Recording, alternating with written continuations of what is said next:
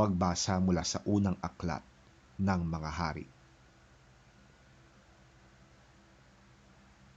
Nang matanda na si Solomon, nahikayat siya ng mga ito na sumamba sa kanilang mga Diyos-Diyosan. Hindi siya nanatiling tapat kay Yahweh. Hindi niya sinundan ang halimbawa ni David na kanyang ama. Sumamba si Solomon kay Astarte, ang diyosa ng mga Sidonyo, at kay Milcom, ang karumal-dumal na Diyos ng mga Amonita. Gumawa nga ng kasamaan si Solomon laban kay Yahweh, at hindi niya sinundan ang halimbawa ng kanyang amang si David na buong katapatang naglingkod kay Yahweh. Sa burol na nasa silangan ng Jerusalem ay nagtayo si Solomon ng sambahan para kay Semos, ang karumal-dumal na Diyos ng Moab, at para kay Molek, ang kasuklam-suklam na Diyos ng mga Amonita. Ipinagpagawa niya ng kanya-kanyang mga altar ang mga Diyos-Diyosan ng lahat niyang mga asawang dayuhan, at ang mga ito'y nagsunog doon ng insenso at naghain ng mga handog. Nagalit si Yahweh kay Solomon dahil sa ginawa niyang ito. 2 beses na nagpakita sa kanya si Yahweh at pinagbawalan siyang maglingkod sa mga Diyos-Diyosan. Ngunit hindi niya sinunod si Yahweh.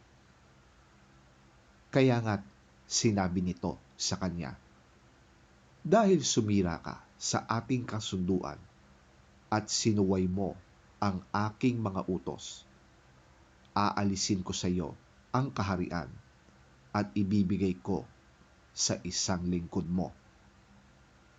Ngunit alang-alang kay David na iyong ama, hindi ko gagawin ito sa panahon ng paghahari mo, kundi sa panahon ng paghahari ng iyong anak.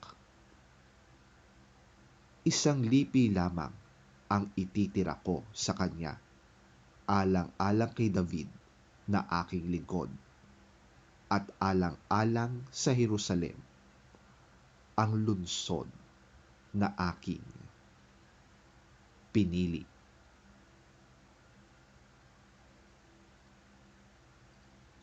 Ang salita ng Diyos.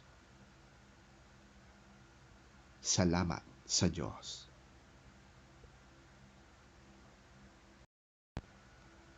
Ang mabuting balita ng Panginoon ayon kay San Marcos.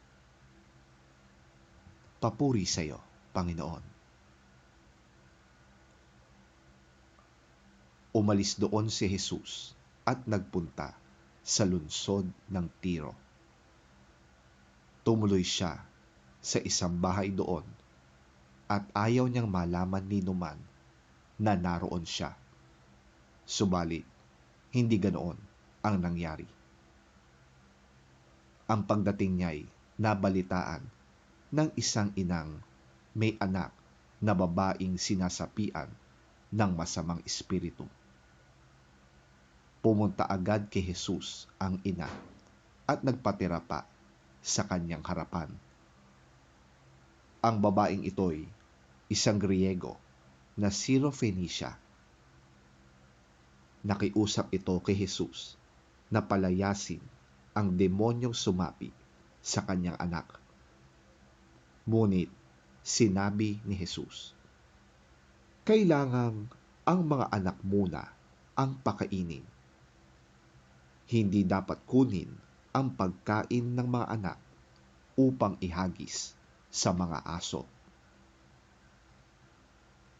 Tugon ng babae, "Tunay nga po, Panginoon. Ngunit kinakain din ng mga asong nasa ilalim ng mesa ang tira ng mga anak." Kaya't sinabi sa kanya ni Jesus, "Dahil sa sinabi mo, maaari ka nang umuwi. Iniwan na ng demonyo ang iyong anak." Umuwi ang babae at naratnan niya sa higaan ang bata. Iniwan na nga ito ng demonyo.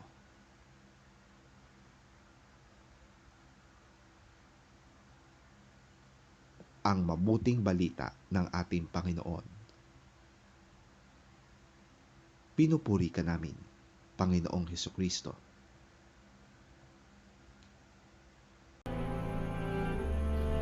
Jesus left that place and went to the vicinity of Tyre. He entered a house and did not want anyone to know it, yet he could not keep his presence secret. In fact, as soon as she heard about him, a woman whose little daughter was possessed by an impure spirit came and fell at his feet. The woman was a Greek, born in Syrian Phoenicia. She begged Jesus to drive the demon out of her daughter.